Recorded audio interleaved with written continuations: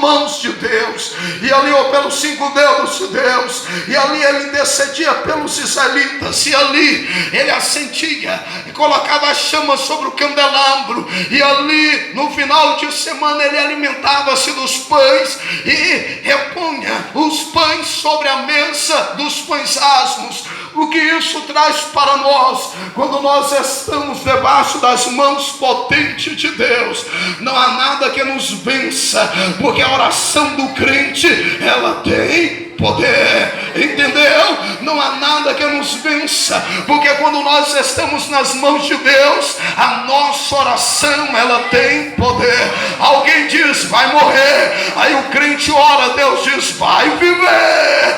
Aí alguém diz, a enfermidade vencerá, mas o crente ora e Deus diz, o crente vencerá a enfermidade. Aí alguém diz, está acabado, está destruído, o crente ora e Deus diz, não, há uma restituição e uma restauração, porque quando nós estamos nas palmas das mãos de Deus, a vitória será o nosso cântico, e nós cantaremos a vitória a Deus. O sacerdote, ele entrava no santo. Já os israelitas não entravam no santo, mas há uma terceira parte, e essa só era entrada pelo sumo sacerdote uma vez ao ano. Perceba então, o sumo sacerdote agora ele entra no santo do santo, e quando ele entrava no santo do santo, ele encontrava a arca, e na arca ele percebia que lá tinha as 2 pedras, a lei que o Senhor deu a Moisés. E lá tinha a vara de Arão, e lá tinha o maná. Imaginemos, aí eu gosto de brincar às vezes, muitas pessoas debatem, brigam e dizem, partido tal, auxiliar, Joélio, criou Bolsa Família. Foi tal pessoa que criou Bolsa Família. E eu gosto de brincar, não, quem criou Bolsa Família foi Deus. Quando nasceu Moisés, ele foi escondido por 3 meses. A mãe de Moisés colocou ele em um pequeno cesto, e ela pensou, não dá mais para esconder esse garoto. Quem encontrou aquele garoto foi a filha de Faraó. E quando ela encontrou aquele garoto, logo aparece ali Miriam e identifica que tinha conhecimento de uma mulher que poderia cuidar daquela criança. E quem era aquela criança? A mãe de Moisés. E quando a mãe de Moisés recebe Moisés, cuida de Moisés, zela de Moisés, e recebe irmão Lázaro para cuidar do próprio filho. Quem criou a Bolsa Família? Foi Deus. Agora compreende mais. Quando olhamos para o Novo Testamento, Jesus, da tribo de Judá, ele não poderia e nem devia pagar impostos, porque ele era descendente direto de Davi. Mas chegaram até Jesus para cobrar impostos. Aí quando Jesus foi cobrado, diz, Pedro, você é pescador, vai lá, pega um peixe, abra a boca do peixe, e o dinheiro que estiver na boca dele, vai lá, pague o seu imposto e pague também os meus impostos.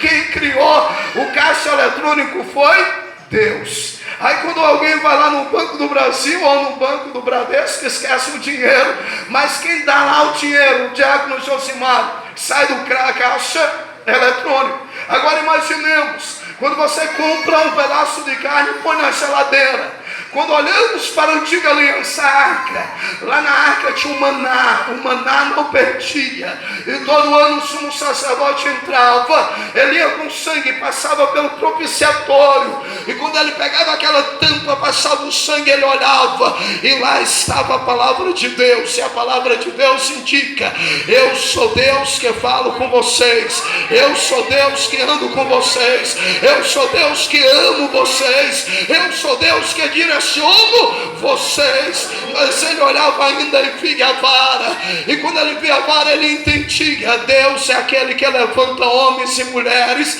segundo a sua vontade. Mas ele olhava e ainda vinha o maná, e quando ele via o maná, ele entendia, Deus, ele é Deus de provimento, Deus é Deus de prosperidade, Deus é Deus que honra, Deus é Deus que não abandona, Deus é Deus que agracia, Deus é Deus que dá, Deus é Deus que sustenta, Deus é Deus que faz, Deus é Deus que renova, Deus é Deus que promete e cumpre aquilo que prometeu. O povo de Israel estava no deserto, mas ninguém morreu de fome. Morreu pela desobediência, mas não morreu de fome, porque Deus não abandona aqueles que acreditam e confiam nele. Você pode perder o emprego, mas Deus, ele está com as mãos estendidas sobre você.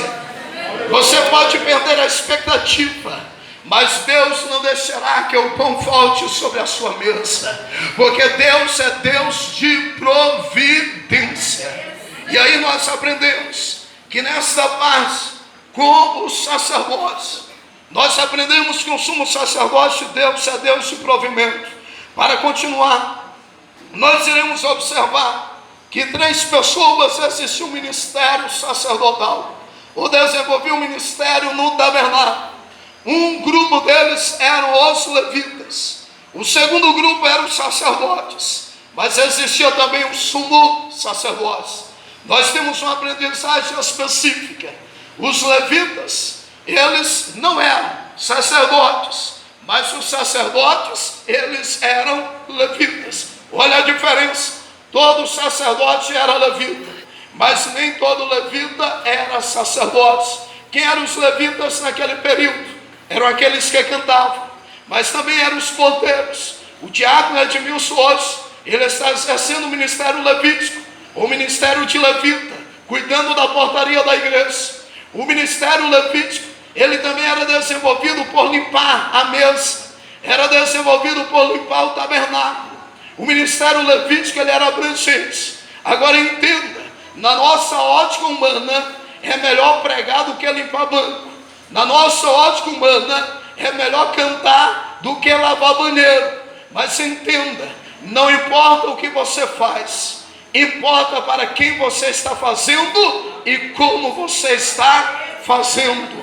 Se você cuida da casa de Deus, para Deus, fazendo para Deus, você vai ser por Deus galardoado. Eu posso aqui pregar, mas posso querer pregar para me aparecer. Eu estou fazendo para mim, mas vale aquele que faz para Deus, não importando o que está fazendo, mas importando para quem está fazendo e como está fazendo. Não se humilhe, não se envergonhe por aquilo que você faz para Deus, mas tenha alegria, seja grato, porque você faz algo para Deus. E quando nós fazemos para Deus, o nome do Senhor, ele é glorificado. Agora, para concluirmos, entenda, o diácono Genildo, ele citou para nós que foram necessárias ofertas, e ofertas de ouro, de prata e de bronze para a construção do tabernáculo. Compreendamos então, para construir o tabernáculo, os israelitas, em média, eles ofertaram 1000 quilos de ouro. Imagine só, estavam no deserto, mas eles encontraram ouro, e eles ofertaram ouro.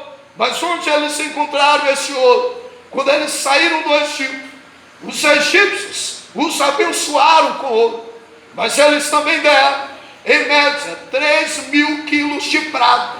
O tabernáculo, ele foi construído com prata, e 2.000 quilos e 2.500 quilos de bronze. Os israelitas ofertaram ouro, prata e bronze. O ouro indica, Deus, ele é divino, Deus, ele é verdadeiro, Deus, ele é fiel para cumprir o que prometeu, porque ele é santo. A prata indica, Deus é aquele que restitui, Deus é aquele que restaura, Deus é aquele que renova. E o bronze indica, Deus, ele transforma o mais vil pecador, porque o nosso Deus é aquele que ama aquele que foi criado por ele. E assim nós entendemos Deus. No tabernáculo nos ensina, no futuro viria Jesus de Nazaré, mas ele nos leva a entender, o tabernáculo é tipo, é sombra das coisas futuras. Nós aqui estamos hoje, mas a Bíblia nos ensina que há um tabernáculo no céu. A nossa vida aqui na terra, ela é passageira. Há um céu que nos aguarda. ao céu que nos espera. Por isso é necessário santificarmos, purificarmos e esperarmos no Senhor Jesus, nosso Salvador.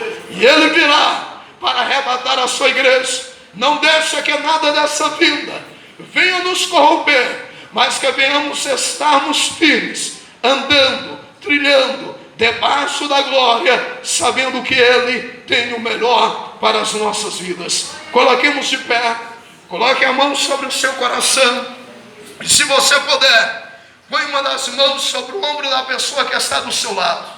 Nós somos hoje representantes diretos do tabernáculo do Senhor, e o Senhor, Ele está em nosso meio, e o Senhor, Ele age em nosso meio.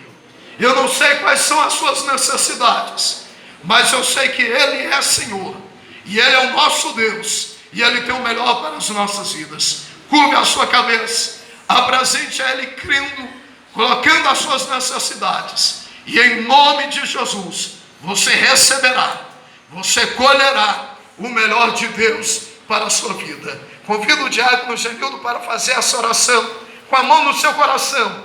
Apresente a sua dor, apresente as suas angústias, mas saiba